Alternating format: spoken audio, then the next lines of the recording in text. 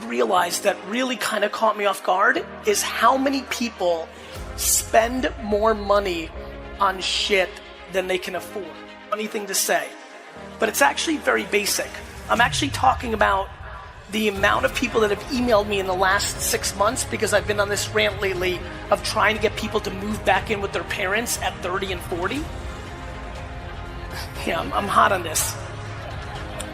It's because there's this incredible thing. How many people here own their home? Raise your hands.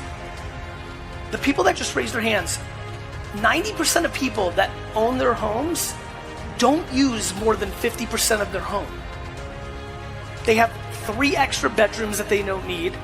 They have a living and dining room and a fucking den and all sorts of shit. The amount of people who live in homes that they've extended themselves financially to afford that don't use half of that home is fascinating.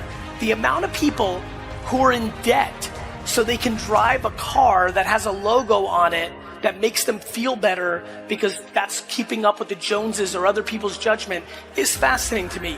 What I didn't realize was the fact that 35% of this audience wants their side hustle to be their careers, but the reason they can't is because they can't quit their job because they need their job to pay for dumb shit to impress people they fucking hate. And so, especially while the economy globally is frothy, I am aggressively throwing up for debate to the third of this audience that is trying to get their side hustle to be their job, for them to give a real thought to what it would look like if they were to downsize their home and their car and their vacations and their watch to put themselves in a position to be happy. I think over the next decade, as we continue to start really discovering as a human race mental health and happiness, that we are on the pre-dawns of people changing what success looks like.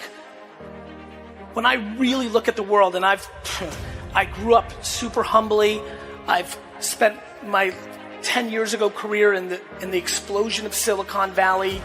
I've really been lucky to see all sorts of different things going on.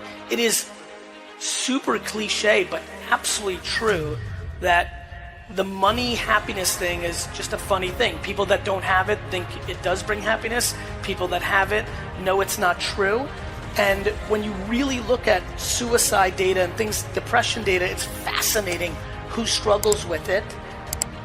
I really do believe as we become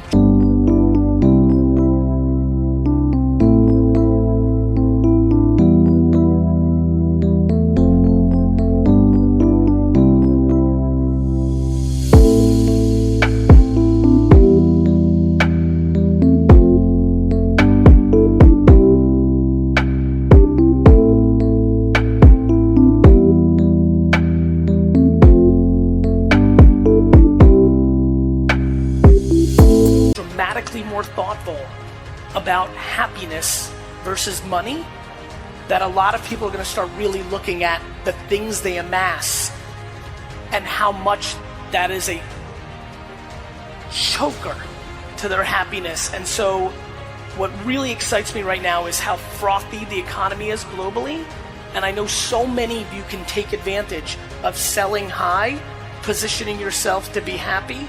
I think it's a very rogue point of view. It's completely against the propaganda that you see in your Instagram and Facebook feed 24/7. Everybody's pushing all sorts of fancy stuff and fancy trips and fancy things. I genuinely believe that the majority of people here can dramatically put themselves in a happier place if they honestly consider downsizing things that they don't use.